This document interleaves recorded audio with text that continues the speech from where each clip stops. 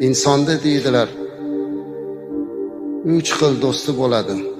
Bir do'sti uni joni chiqquncha, ikkinchi do'sti qabrga borguncha, uchinchi do'sti qiyomatgacha.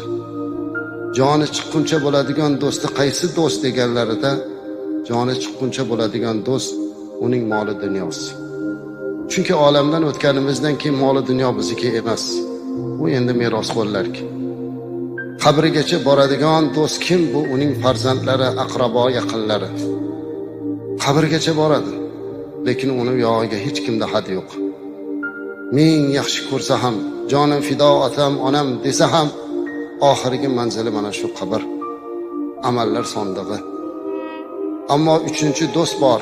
Bu do'st qiyomatgacha birga turadigan do'st. Bu uning qilgan solih amallaridir. Ana shu amal xolis bo'lishligi, Alloh